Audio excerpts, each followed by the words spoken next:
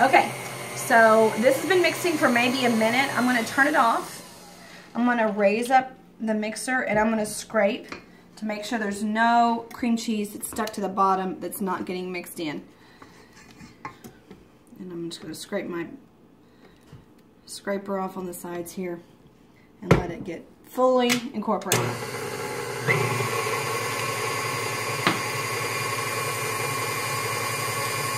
Alright, it's almost done. This recipe calls for half a cup of grated cheese. This is 8 ounces, and 8 ounces is 1 cup, so we're going to use half of it. And we're going to grate this. Now I could use pre-grated cheese, but there's 4 of you working in a group, so somebody's going to need something to do. Plus, cheese that you grate yourself is going to melt much better and make a creamier mixture than if you buy the packaged cheese, which is mixed with cornstarch to keep it from sticking together and keeps it from being as smooth and creamy and melty and gooey as you want. Let me turn this off. I think that's good. You can see over here that it's all mixed together. You've got one color. It's all the same color and you can't see the difference between the egg and the cheese. So this is grated up. Now since you're in groups, you can have one person working at the mixer. You can have one person over here grating your cheese. And then you can have a third person doing this last task, which is to roll out and cut up our pie crust. So we need a little bit of flour down on the counter so that our pie crust doesn't stick when we roll it out. Now we could just open it and roll it out, but then it's going to be kind of thick and fat, and we don't want that for these little quiches. So this is nice and soft too. It's been setting out, which is going to make it much more pliable than if it was cold.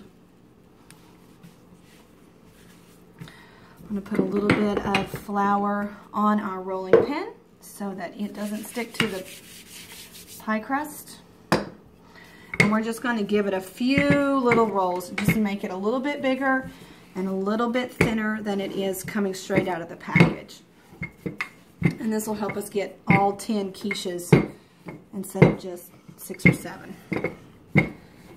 Alright, now I do not have a cutter as big as I need, so I'm just going to use a cup.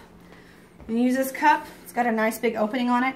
We're just going to try to use as much of the dough as we can. Keep our cuts really close together so that we're not wasting dough. And we will have to mash this dough up and roll it out again to get 10. Let's see how many we can get on our first pass.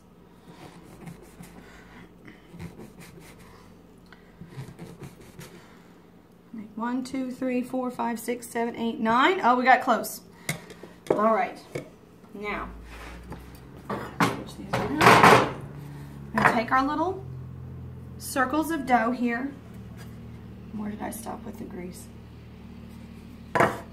We're going to put them in each of our 10 greased muffin liners.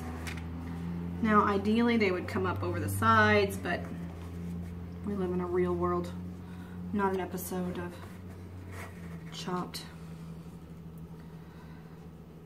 So you get the idea here. I'm going to move on. All right.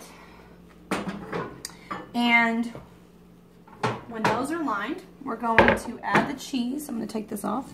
We're going to add the cheese. It says our oven's ready.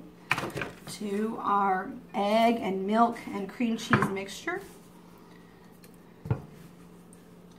We're going to stir that up just a little bit. These are so good. I make these for brunch for my Sunday school class, and they are always thrilled when I show up with them. And we're going to use 4 slices, and this is the blue and gold bacon that we sold for FCCLA. It's a thick cut bacon, so if we were using a thinner cut, we might use 5 slices, but for a thick cut, 4 is enough. This has been cooked in the oven. I'm going to show you guys how to do that another time. And we're just going to cut it up into little crumbles. There you go. Now, we're going to put a little bit of bacon in each one of our cups. Try your best to distribute it evenly. And I found it's much easier to put it in the cup and rather than mix it into the mixture. And we actually have a friend in our Sunday school class who's a vegetarian. She'll eat eggs and she'll eat cheese, but she won't eat meat. So I just leave the bacon out of her cup and she can still enjoy the quiche. So the last step is to spoon this mixture into each of our 10 cups. Now I know I don't have 10, but we will. And about 1 big spoonful is all you need for each one. You go around and fill them all up.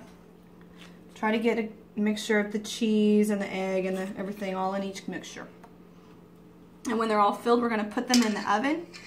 They're going to cook on 350 for 20 to 25 minutes.